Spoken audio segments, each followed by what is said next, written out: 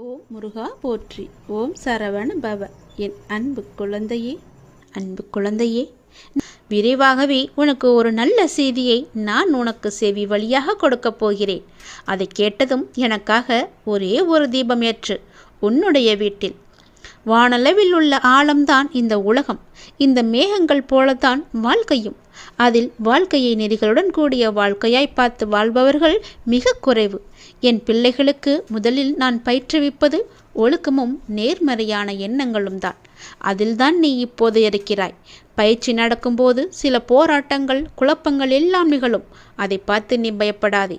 உனக்கு இது நல்லதா கெட்டதா என குழம்பி முடிவுகள் எடுக்க முடியாமல் போகும் தருணம் கூட வரலாம். அப்பொழுதும் நீ பயப்படாதே.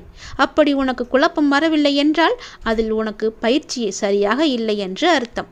பயிற்சியில் தோல்விகள், வெற்றிகள் என இரு முனைகள் இருக்கின்றன. அதில் நீ வெற்றிக்காக போராடு. தோல்வி ஏற்படுகிறது என்றால் உன்னுடைய அப்பா உனக்காக பெரிய வெற்றியை வைத்திருக்கிறேன் என்று எண்ணி உன் மனதை நீ சாந்தப்படுத்திக்கொள். தோல்வி எதிர்நோக்குபவர்கள் சாதனையாளர்கள் என்பதை மனதில் வைத்து என்மேல் நம்பிக்கை வைத்து பொறுமையுடன் காத்து கொண்டிரு. விரைவாகவே நீ கேட்ட நல்ல செய்தியை நான் உனக்கு கொடுக்கப் போகிறேன். அந்த விரைவில் நல்ல செய்தி என் வழியே உன் வீட்டிற்கு வரும். உன் வீடு தேடி வரும். கவலையே படாதே. இனி நீ மகிழ்ச்சியாக இருப்பாய். அந்த செய்தி உன் செவி வந்து சேரும் நேரம் எனக்காக உன் வீட்டில் ஒரே ஒரு தீபம் ஏற்று. உன் தீபத்தின் வழியாக நான் உனக்கு காட்சி தருவேன். உன்னை சுற்றி பார்க்கும் இடமெல்லாம் நானே காட்சி தருவேன். எங்கு பார்த்தாலும் என்னுடைய ரூபமே உனக்கு தெரியும். அதிலிருந்தே நீ தெரிந்து கொள். எனக்கு அப்பனின் அருள் இருக்கிறது என்றும் அப்பன் சொன்னபடியே எல்லாம் நடக்கும் என்றும் உன் மனதை நீ தைரியமாக வைத்துக்கொள். சந்தோஷமாக வைத்துக்கொள். நீ கேட்ட நல்ல செய்திக்கான முதல் அறிகுறி என்னுடைய காட்சித்தான். ஒளியின் ரூபமாக நான் உன் வீட்டிற்கு வருவேன். வந்து உனக்கு காட்சி தருவேன். நீ எங்கு பார்த்தாலும் நான் உன் வீட்டில் முழுவதுமாக இருப்பேன். அப்பொழுது தெரிந்து கொள்ளலாம். நான் கேட்ட நல்ல செய்தியை கொடுக்க என் அப்பா தயாராக இருக்கிறார். அதை பெறுவதற்கு நான் தயாராக இருக்க வேண்டும் என்ற ஆர்வத்தோடு இரு. மகிழ்ச்சியோடு இரு. எல்லாம் எனக்கு தெரியும். நான் பார்த்து கொள்கிறேன். உனக்கானது உன்னிடத்தில் விரைவாகவே வந்து சேரும். அந்த செய்தி வந்து சேரும் நேரம் அதை மட்டும் மறந்து விடாதே. ஒரே ஒரு தீபம் ஏற்று. அப்பிறகு பார் உன் வாழ்வு எப்படி இருக்கும் என்று. மிக மகிழ்ச்சியாக ஒளிமயமாக உன் வாழ்வும் இனிக்கும். உன் வீடும் ஜொலிக்கும். இனி எல்லாமே உனக்கு நல்லதே நடக்கும். சிவ சிவ சிவ என உணர்வினில் கலந்திட, சிவமுக தரிசனம் நினைவினில் நிறந்திட, சிவம் எனும் அனுபவம் மனதில் மலர்ந்திடுமே. சிவ சிவ என்று சொல்லிக்கொண்டே இருங்கள். எல்லாம் சிவமயம்தான். நானே கதி என்று இருந்தால் உங்களுக்கு சகலவிதமான அதிர்ஷ்டமும் கிடைத்து கொண்டே இருக்கும். இன்றிலிருந்து 3 வாரங்களுக்குள் நீ நினைத்தது நிச்சயமாகவே நடக்கும். என்னுடைய பக்தர்களின் வீட்டில் ஒருபோதும் தேவை என்பதே இருக்காது. அவர்களின் விருப்பங்கள், தேவைகள் என அனைத்துமே ஒன்றின் பின் ஒன்றாக நிறைவேற்றப்பட்டு கொண்டே இருக்கும். என்னுடைய ஆசையால் சிவ சிவ சிவ என்று சொல்லிக்கொண்டே இருங்கள். சிவன் இருக்க பயம் ஏன் என்று சொல்லிக்கொண்டே இருங்கள். ஓம் நமச்சிவாய என்ற மந்திரத்தை சொல்லிக்கொண்டே இருங்கள். எல்லாமே சிவமயம் என்றே நினைத்து கொண்டே இருங்கள். உங்கள் மனதில் மூச்சு விடுவது போல சிவ சிவ சிவ என்ற நாமத்தை உச்சரித்து கொண்டே இருங்கள். உன்னுடைய எண்ணங்களும் உணர்வுகளும் சிந்தனைகளும் செயல்களும் நம்மை சுற்றி இருக்கும் மனிதர்களுக்கு நல்லது மட்டுமே செய்யும், நல்லது மட்டுமே நடக்கும் என்ற எண்ணம் உன் மனதில் தோன்றினால் உன்னை தேடி நானே வந்து விடுவேன். நீ என்னை தேட வேண்டிய அவசியமே இல்லை. புரிகிறதா? நீ என்னை தேடி வர வேண்டாம். உன்னை சுற்றியுள்ள மனிதர்களுக்கு உன்னால் முடிந்த நல்லதை மட்டுமே செய். உன்னை தேடி நானே வருகிறேன். அப்பொழுது என்னை நீ பார்த்து கொண்டால் போதும். எனக்காக நீ உன் நேரத்தை வீணடிக்காதே. உனக்காக, உன்னை சுற்றியுள்ளவர்களுக்காக நேரத்தை செலவழி. உன்னுள் நான் வந்து விடுவேன். நான் உன்னுடனே இருப்பேன். உன் உள்ளே இருப்பேன். உன் புறத்தும் இருப்பேன். நீ எப்படி இருந்தாலும், நீ என்ன செய்தாலும் அதற்கு துணையாக எப்போதும் உன்னுடனே இருப்பேன். சிவ சிவ என்ற மந்திரம் உன்னுள் கலந்திருந்தால் நிச்சயம் நடக்கும். கங்கையில் கரைக்கப்படும் பாவங்கள் எங்கே கரைகின்றது? எங்கே மறைகின்றது? நாம் பாவங்கள் போக்க கங்கைக்கு தானே செல்வோம், காசிக்கு தானே செல்வோம். ஒரு முறை பாவங்கள் எதுவும் செய்யாத புண்ணியாத்மாத்மாவான முனிவர் ஒருவர் கங்கையில் நீராடச் சென்றார். அப்போது அங்கே குளித்து கொண்டு இருந்தவர்கள், மாதா கங்கை, என் பாவத்தினை போக்கி என்னை காத்தருள்க என்று கூறி நீராடினார்கள். இதை கேட்ட அந்த முனிவருக்கு ஒரு சந்தேகம் வந்தது. இப்படி பாவங்களை ஒழுக்கிவிடப்படும் கங்கையில் நான் குளித்தால் இந்த பாவங்கள் எல்லாம் என்னை வந்து ஒட்டி கொள்ளும் அல்லவா? எனவே அதில் குளிக்காமல் இருப்பதே நலமென்று அங்கிருந்து புறப்பட தயாரானார். அந்த நேரம் அங்கு ஒரு பெண் அங்கு வந்து, முனிவரே, நீங்கள் குளிக்காமல் செல்கிறீர்களே, எதற்காக என்று கேட்க, முனிவர் தன் சந்தேகத்தை அவரிடம் கூறினார். இந்த நீர் ஓடி சென்று கடலில் கலக்கிறது. எனவே இந்த பாவங்கள் கடலை சென்று அடைகிறது என்பதை நீங்கள் தெரிந்து கொள்ளுங்கள். எனவே நீங்கள் இந்த கங்கையில் நீராடுங்கள் என்று கூற, முனிவர் அந்த பெண்ணை பார்த்து, நீங்கள் சாதாரண பெண்ணாக எனக்கு தெரியவில்லை, நீங்கள் யார் என்று கேட்க, அதை நீங்கள் போக போக தெரிந்து கொள்வீர்கள் என்று கூறி அங்கிருந்து சென்று விட்டார். நாம் சமுத்திர தீர்த்தத்திற்கு செல்வோம், சென்று சமுத்திரத்தை நோக்கி செல்லலானார். அங்கே சென்ற முனிவர் சமுத்திர தேவனான வருணனை தபம் செய்தார். வருண தேவனும் அவர் முன் தோன்ற முனிவர் தன் சந்தேகத்தை அவரிடம் கூறினார். வருண தேவனே, கங்கையில் ஒழுக்கி விடப்படும் பாவங்கள் அனைத்தும் சமுத்திரத்தில் வந்து அடைகின்றன. அப்படி இருக்க எப்படி சமுத்திரத்தில் நீராடினால் புண்ணியமாகும்? அதற்கு வருணதேவன், முனிவரே, கடலில் கலக்கும் பாவங்கள் அனைத்தும் சூரிய பகவானின் ஒளிக்கதிர்களால் ஆவியாகி மாற்றி இழுத்து கொள்வதால் கடல் ஒருபோதும் பாவங்களை தன்னுள் வைத்துக் கொள்ளவில்லை. எனவே கடவுள் புண்ணிய நீராடலுக்கு உகந்ததுதான் என்று கூறி வருண பகவான் மறைந்தார். இத்துடன் தன் சந்தேகம் தீராத முனிவர் தன் சந்தேகத்தை தீர்த்து கொள்ள சூரிய தேவனை நோக்கி பிரார்த்தனை செய்தார். அந்த சூரிய பகவானோ கடலில் சேரும் பாவங்களை தன் ஒளிக்கதிர்களால் ஈர்த்து கொள்ளும் தங்களை அது பாதிக்கவில்லையா என்று கேட்க முனிவர், அதற்கு சூரிய பகவான், முனிவரி, தங்கள் சந்தேகம் யதார்த்தமானதுதான், சொல்கிறேன் கேள் என்று சூரிய பகவான் விளக்கினார்.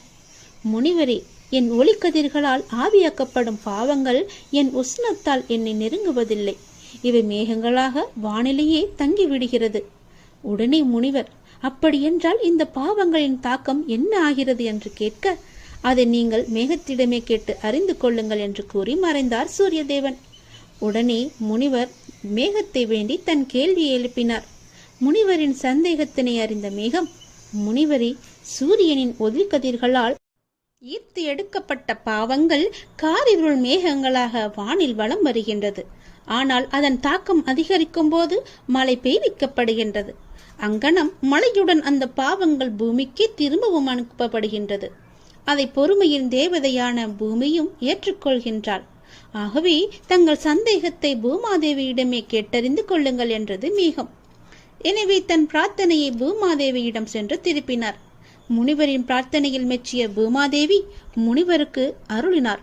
முனிவரே, பொறுமைக்கு இலக்கணமாகிய எனக்கு மழை மூலம் என்னை நோக்கி வரும் பாவங்களை ஏற்றுக்கொள்வது என் கடமை என்றாலும் நான் உட்கொண்ட பாவங்கள் எண்ணில் தங்குவதில்லை என்பதை நீங்கள் அறிந்தாலும் அத்தகைய பாவங்கள் மரம், செடிகள், வேர்கள் மூலம் உறிஞ்சி எடுத்து அதன் காய்கனிகளில் அடைத்து விடுகின்றது. அக்காய்கனிகளை சம்பந்தப்பட்ட மனிதர்கள் உண்ணும்போது மீண்டும் அப்பாவங்கள் அவர்களையே சென்று அடைகின்றது. மனிதர்கள் மீண்டும் கங்கைக்கு சென்று பாவத்தை போக்கிக் கொள்கின்றனர். இங்கனமாக மேற்கொண்ட பாவங்கள் அவர்களை மீண்டும் மீண்டும் வந்தடையும். முனிவரே, இப்போது உங்கள் சந்தேகம் தீர்ந்ததா? இல்லை பூமாதேவி என்றார் முனிவர். அப்படியென்றால் நீங்கள் கங்கை கரைக்கு செல்லுங்கள். அங்கு நீங்கள் முதலில் கண்ட பெண்மணியை சந்தித்தால் முழு விளக்கமும் உங்களுக்கு தெரிய வரும், உங்களுக்கு கிடைக்கும் என்றார் பூமி மாதா. இதை கேட்ட முனிவர் மீண்டும் கங்கை கரைக்கு சென்றார். அங்கே அவர் கண்ட முதல் பெண்மணியை காணார். இதை பார்த்த அந்த பெண்மணி, இப்போது உங்களுக்கு என்ன சந்தேகம் என்று வினவ, நீங்கள் வெறும் சாதாரண பெண்மணி இல்லை என்று நான் அறிகிறேன். தாங்கள் யார் என்பதை எனக்கு உணர்த்தி அருளுங்கள் என்று முனிவர் கேட்க, தன் சுயரூபத்தை காண்பித்து நான் தான் கங்காதேவி என்று முனிவருக்கு கூறினார். இதனால் மகிழ்ச்சியுற்ற முனிவர், மாதா, மனிதர்கள் செய்யும் பாவங்கள் சுழன்று சுழன்று மீண்டும் மனிதர்களையே சென்று அடைகிறது. மனிதர்கள் மேலும் மேலும் பாவங்களையே செய்து கங்கையில் கரைப்பதால் கங்கா நதியில் பாவத்தின் பாரம் அதிகமாகிக் கொண்டே செல்லும் அல்லவா? இம்முனிவரே, இந்த சந்தேகம் ஒரு முறை எனக்கும் வந்தது. அந்த நேரம் நான் சிவபெருமானை வேண்டி என் சந்தேகத்தை முன்வைத்தேன். சிவபெருமானோ, தேவி, கங்கையில் பாவம் செய்தவர்கள் மட்டுமே நீராடுவதில்லை, பூமியில் புண்ணியாத்மகளும் நிறையவே உண்டு என்பதை அறிந்து கொள். அங்கனம் புண்ணியம் செய்தவர்கள் கங்கையில் நீராடும் போது கங்கையில் ஒழுகி வரும் பாவங்களின் ஒரு பாகம் அந்த புண்ணியாத்மாவின் புண்ணியத்திற்கேற்ப எரிந்து நாசமாகிறது. முனிவரே, இப்போது உங்கள் சந்தேகம் தீர்ந்ததா என்று கங்காதேவி கேட்க, ஆம் என்றார் முனிவர். அதனால்தான் தங்களை நீராடுமாறு நான் கேட்டுக்கொண்டேன் என்று தேவி கூற, நிச்சயமாக செய்கிறேன் என்று கூறி முனிவர் நீராடச் சென்றார். நாம் செய்த பாவங்கள் எங்கே இருக்கிறது, நாம் செய்த புண்ணியங்கள் எங்கே இருக்கிறது என்று எங்கே போனால் அதை கழிக்கலாம் என்றும் தெரிந்திருப்பீர்கள் அல்லவா? ஓம் நமச்சிவாய என்ற மந்திரத்தை சொல்லிக்கொண்டே வாருங்கள். உங்கள் வாழ்வில் பல அற்புதங்களும் அதிசயங்களும் நடந்து கொண்டே இருக்கும். இது சிவனின் வாக்கு, எல்லாம் அல்ல இறைவன் வாக்கு. நீ ஒன்றும் கொடுக்கவில்லை என்று ஒருபோதும் எண்ணாதே. நீ கொடுப்பது உனக்கு தெரியவில்லை என்பதால் நீ ஒன்றும் கொடுக்கவில்லை என்று எண்ணி உனக்குள்ளே நீ தூக்கம் படாதே. நின் சுவாசம் வழியே தாவர உயிர்களுக்கு சுவாசம் அளிக்கின்றாய். நின் நினைப்பு வழியே உன் ஆன்ம பலத்தை நினைக்கும் உயிருக்கு நீ கொடுக்கின்றாய். நின் இருப்பு வழியே உன் உடற் சூட்டை பூமிக்கு கொடுத்து கொண்டு இருக்கின்றாய். நின் வாழ்க்கை வழியே யார் எப்படி வாழலாம், எப்படி வாழக்கூடாது போன்றவற்றை சொல்லாதே, சொல்லவே கூடாது. கூட செய்து காட்டி வாழ்ந்து கொண்டும் இருக்கின்றாய். நின் வருமானத்தின் வழியே நீ வாழ்கிறாயோ இல்லையோ, பிறர் வாழ நேர்முகமாகவும் மறைமுகமாகவும் நீ சம்பாதித்து கொடுத்து கொண்டுதான் இருக்கின்றாய். நின் வேலை, செயல், இயக்கம் போன்றவை வழியே இந்த பூமியின் சுழற்சி முதல் இந்த பிரபஞ்சத்தின் சுழற்சி வரை உன்னை அறியாதே கூட உன் பங்களிப்பை கொடுத்து கொண்டுதான் இருக்கின்றாய். நீ என்னுடையது என்று பாதுகாப்பதை எல்லாம் யாருக்கோ தூக்கி கொடுக்க பத்திரமாக பாதுகாத்து கொண்டிருக்கின்றாய். இறுதியாக உன்னையே கொடுத்து உனக்கு அடுத்த ஜெனிக்கும் உயிருக்கு இடமும் கொடுக்கின்றாய். இனி நான் ஒன்றும் கொடுக்கவில்லை என்று எண்ணாதே. அந்த மனம் உனக்கு வேண்டாம். அந்த நான் தான் நீ கொடுப்பதையே உனக்கு மறைத்து கொண்டிருக்கின்றது. இந்த பிரபஞ்சத்தில் உள்ள அனைத்து உயிர்களும் தன்னை அறியாதே அதன் செயல் போல எதையாவது எப்போதும் கொடுத்து கொண்டுதான் இருக்கின்றது. தன்னையே உனக்கும் கொடுத்தவன் உன் வழியும் கொடுத்து கொண்டுதான் இருக்கின்றான். கொடுக்காதவன் என்று யாருமே இல்லை. கொடுத்து கொண்டே இருப்பவனின் பெருங்கருணையின் வெளிப்பாடு நீயே என்று சிவனிடம் ஒப்படைத்து விடுங்கள். பெற வேண்டிய வரம் என்பது அவரிடமிருந்து ஒன்றே ஒன்றுதான். என்ன வரம் தெரியுமா? பெற்றது எல்லாமே வார்த்தை கடந்து வேறேதும் இல்லை என்ற தெளிவுதான் அவ்வரம். அதுதான் மெய். அந்த தெளிவு சித்தித்து விட்டால் வாழ்வே ஆனந்தம் என்ற மெய் புரிந்துவிடும். ஆன்ம விடுதலையும் கிடைக்கும். மற்ற வரன்கள் யாவும் எதிலாவது சிக்க வைத்து கொண்டே இருக்கும் என்பது மெய்யே. திருச்சிற்றம்பலத்தினிடம் நீங்கள் நடராஜ சிவனின் பெருமையை போற்றி அவருடைய பாதங்களை நீங்கள் தஞ்சமடைந்து விடுங்கள். சிவனை போற்றி, எல்லாட்டவர்க்கும் இறைவா போற்றி, போற்றி போற்றி என்று சிவனை போற்றிக் கொண்டே இருங்கள். எல்லா உயிருக்கும் தோற்றமாம் பொற்பாதம் என்று திருவெம்பாவையில் உயிர்கள் உலகில் இடம்பெறுவதற்கு பரம்பொருளான சிவபெருமானே முதலில் அறிபுரிந்ததான் என்று மாணிக்க வாசகரே குறிப்பிட்டிருக்கிறார். ஆதி முதலாகிய பரம்பொருளின் துணை கொண்டே உலகம் தோன்றிற்று என்பதனை ஆதி பகவன் முதற்றே உலகு என்பார் ஐயன் திருவள்ளுவர். எல்லா உலகங்களிலும் உள்ள உயிர்களும் அருமையான சிவ பரம்பொருளை போற்றுவதற்கு உரியன என்பதனை உலகெல்லாம் உணர்ந்து ஓதற்கு அறியவன் என்று பெரிய புராணத்தில் தெய்வ சேக்கிழார் குறிப்பிட்டிருக்கின்றார். அத்தகைய பரம்பொருள் யார் என்பதற்கு அடையாளமும் கூறியிருக்கிறார். பரம்பொருளான சிவமே அறிவு வெளியாகிய சிதம்பரத்தில் ஆடல் வல்லவனாக, நிலவு மற்றும் கங்கையை தலையில் அணிகலனாக கொண்டவனாக, அளவு இல்லாத ஒளி பொருந்தியவனாக பொதுவில் நடம் புரிகின்றான் என்பது குறிப்பிடத்தக்கது. சிவாய நமக, சிவசிவாய நமக. திருச்சிற்றம்பலம். சிவனே போற்றி, எந்நாட்டவர்க்கும் இறைவா போற்றி, அண்ணாமலையானை போற்றி என்று அவருடைய பாதங்கள் தஞ்சமடைந்து தவமே சிவம், சிவமே தவம். உங்கள் வாழ்க்கையில் உங்களுக்குள் உள்ள சிவபெருமானை தவிர யாராலும் உங்களுக்கு சிறப்பாக வழிகாட்ட முடியாது. உங்கள் இலக்கு எனும் ஆலமரம் நம்பிக்கை எனும் சிறு விதைக்குள் தான் தொடங்குகிறது. அந்த நம்பிக்கை என்னும் விதையை மனதிற்குள் நட்டு வையுங்கள்.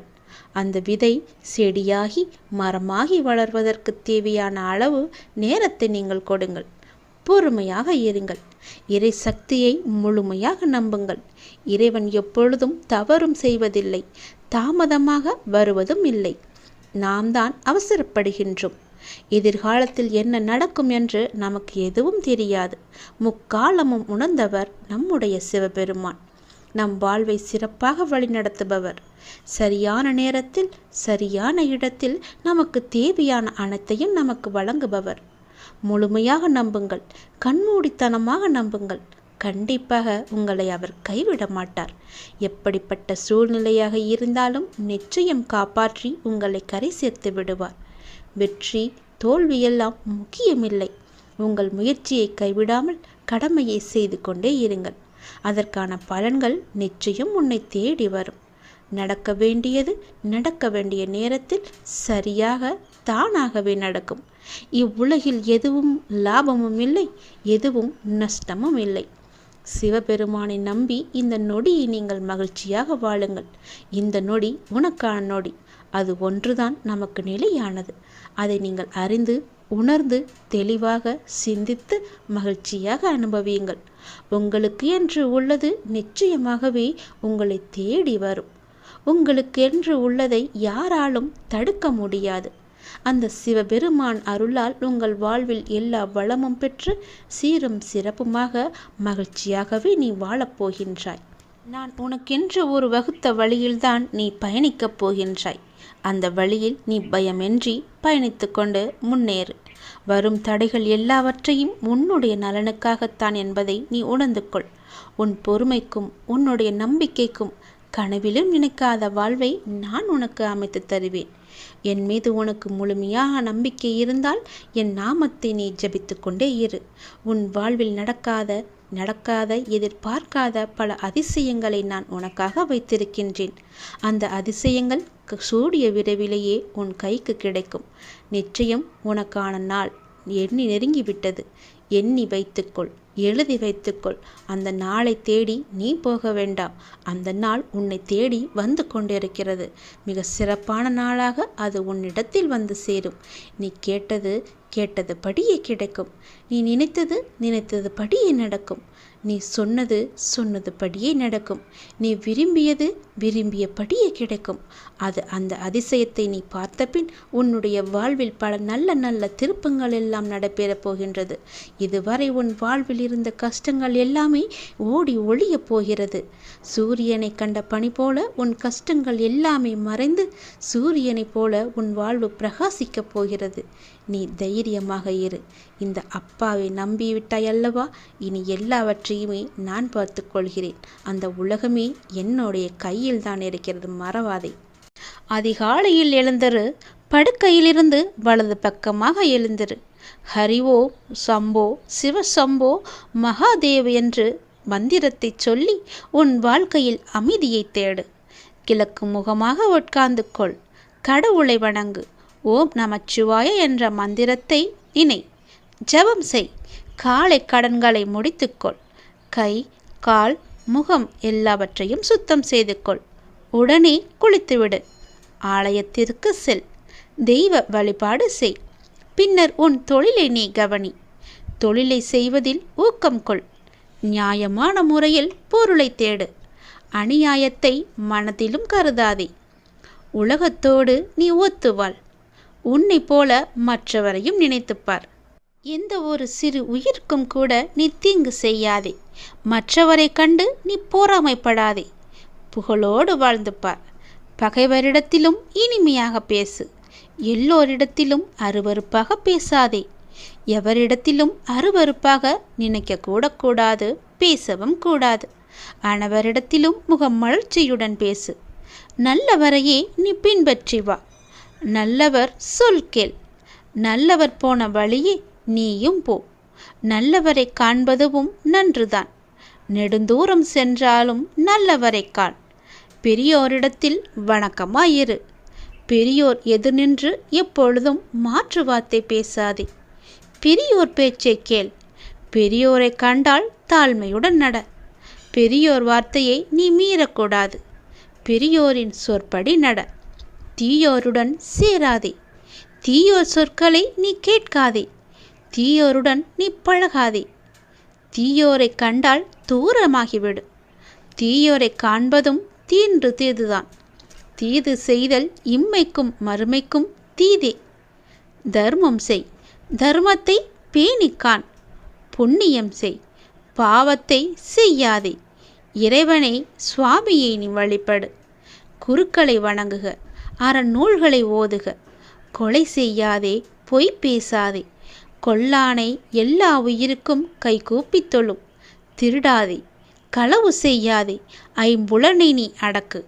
பிரம்மச்சரிய விரதம் காக்க. பொருள் மீது பேராசைப்படாதே. பொருட்கள் கிடைத்ததை கொண்டு நீ திருப்தியாக இரு. நீ மனிதனாக இரு. நீ மனிதனாக வாழ். விலங்கு இனத்தை சேர்ந்தவனாக நீ வாழக்கூடாது. பகுத்தறிவுள்ளவனாக நீ வாழ வேண்டும். பொறாமை கூடாது. கோபத்தை நீ அடக்க வேண்டும். கர்வம் கொள்ளக்கூடாது. வஞ்சனை செய்யக்கூடாது. கபடம் செய்யக்கூடாது. பிறருக்கு கொடுத்து வாழ்தலை நீ கற்றுக்கொள்ள வேண்டும். லோபத்தை விடு. அன்னமிட்டு நீ உண். அபய தானம் செய். கல்விக்கு உதவி செய். பிறர் பிணி நீக்கு. பிறருடைய நலத்தை நீ கருது. தன் நலம் கருதக்கூடாது. பிறரை நீ இகழ்ந்து பேசக்கூடாது. தற்புகழ்ச்சியும் நீ செய்யக்கூடாது. எல்லோரிடத்திலும் நீ அன்பாக நேசமாக இரு. எந்த உயிரையும் நீ துன்புறுத்தக்கூடாது.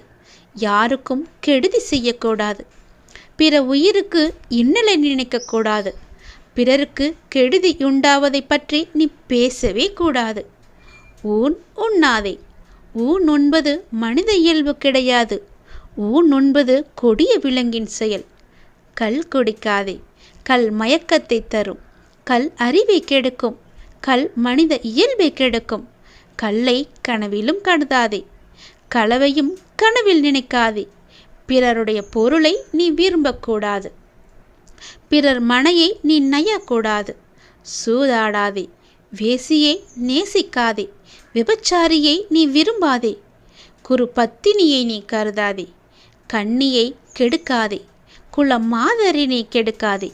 மாதாவை தெய்வமாக நினை. செய் நன்றி நீ மறக்கக்கூடாது. பித்ரு துரோகம் நினைக்கக்கூடாது.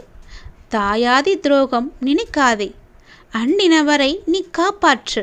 உன்னை தேடி வருபவரை உதவி செய். பிராணிகளை நீ வதைக்காதே. காலம் தவறி தீனி உண்ணாதே. பொய் பிரச்சாரம் செய்யாதே. பிறருக்கு துன்பம் ஏற்படும் செயல்களையோ செய்யாதே. உண்மையற்றதை விலகி பார். உண்மையற்றதை உலகில் நீ பரப்பாதே. ஆண் பெண் சம்பந்தமான ரகசியத்தை நீ வெளியிடக்கூடாது. ரகசியத்தை அறிந்தாலும் அறியாமல் இருந்துவிடு. வெளிப்படாமல் இருந்துவிடு. வெளிக்காட்டாமல் இருந்துவிடு. பிறர் பொருளை நீ அபகரிக்கக்கூடாது. உன்னிடம் பிறர் இருப்பு வைத்த பொருளை அவர் மறந்துவிடினும் அதனை திருப்பி நீ கொடுத்து விடு. பிறர் பொருளை அபகரிக்க கனவிலும் கருதக்கூடாது. தன்னுடையது அல்லாதவற்றை யாருடையது என்று விசாரித்து அவருக்கு நீ கொடுத்து விடு.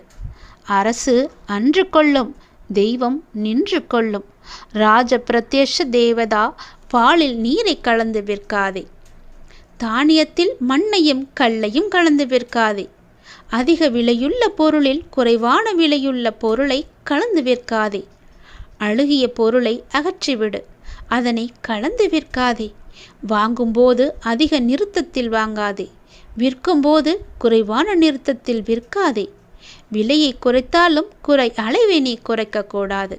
வாங்கும்போது அதிக அளவில் வாங்கக்கூடாது. விற்கும்போது குறைந்த அளவில் விற்கக்கூடாது. திருட்டு பொருளை என்றைக்குமே வாங்கக்கூடாது. பொருட்களை மிதமாக வைத்துக்கொண்டு நீ வாழ்ந்துப்பார். அதிகமான ஆசையால் பொருட்களை சேர்த்து வைக்காதே. உன் தேவைக்கு அளவான பொருட்களை நீ சம்பாதித்துக்கொள். எதிலும் அதிகம் ஆசைப்படாதே. ஜாதி குல முறைப்படி மனம் செய்து கொள். மனம் செய்து கொண்ட மனைவியுடன் ஒத்துவாள். மனைவி மனம் நோக எதையும் செய்யாதே. தன் மனைவி இருக்க பிறர் மனைவியை நீ சேரக்கூடாது. வேசியின் உறவு கொள்ளாதே. புணர்ச்சி செய்வதில் அதிக ஆவல் கொள்ளாதே. புணர்ச்சி செய்வதை ஒரு தொழிலாக கொள்ளாதே. உறவினரை உள்ளன்போடு நேசித்துப்பார். உறவினருக்கு உன்னால் என்ற உதவியை செய்துப்பார். உறவினருக்கு நீ விருந்தளி. உன் மனதார அன்னமிடு. விருந்தினரிடம் முகமலர்ந்து பேசு. உபசரித்து உள்ளங்களித்து உப்பில்லா கவலிப்பட்டாலும் உண்பது அமிர்தமேயாகும். முகங்கடிந்து முப்பழமோடு பால் கொடுப்பினும் கடும்பசியாகும். வீட்டிற்கு வந்தவரை வாவென்று அழைக்காமல் இருக்கக்கூடாது. பிறருக்கு கொடுப்பதில் உன்னிடம் உள்ளதை நல்ல எண்ணத்துடன் மறைக்காதே. பிறர் கொடுப்பதைக் கண்டு நீ பொறாமையும் படாதே. உலகில் நல்லவனாக வாழ். கெட்டவனென்று பேர் எடுக்கக்கூடாது. உலகுக்கு உதவியாளனாக வாழ்ந்து பார். உலகத்தார் விரும்பாத செயலையெல்லாம் நீ செய்யாதே. ஊராருடனும் உற்றாருடனும் சேர்ந்து வாழ். உன்னுடைய வாழ்நாட்களை நல்லபடியாகவே கழித்துவிடு. வாலிபத்தில் எவ்விதமாயினும் வாழ்ந்து விடலாம். முதுமையில் வாழ முடியாது. முதுமையில் உறவினருடன் ஒத்து வாழ வேண்டும். பெண்கள் தனித்து வாழக்கூடாது. பெண்கள் இளமையில் தந்தை தாயின் அடக்கத்தில் இருக்க வேண்டும். பெண்கள் வாலிபத்தில் கணவனுடன் கூடி வாழ வேண்டும். பெண்கள் முதுமையில் மக்களுடன் கூடி வாழ வேண்டும். மக்கள் இளமையில் நன்முறையில் இருக்க வேண்டும். மக்கள் மறுமையில் சுகத்துடன் வாழ முயல வேண்டும். இவற்றையெல்லாம் நீங்கள் தொடர்ந்து உங்கள் மனதில் ஏற்றிக்கொண்டு நீங்கள் வாழ்ந்து வந்தால் எல்லாம் வல்ல இறைவனின் அருளும் ஆசியும் உங்களுக்கு நீக்கமற நிறைந்திருக்கும். இத்தனை நொடிகள் இந்த வாசகத்தை நீங்கள் கேட்டதற்கு கோடான கோடி நன்றிகளை நான் உங்களுக்கு தெரிவித்துக் கொள்கிறேன். கோடான கோடி நன்றி. எல்லாம் வல்ல இறைவன் ஈசனின் அருள் உங்களுக்கு முழுமையாக எப்பொழுதுமே இருக்கும்.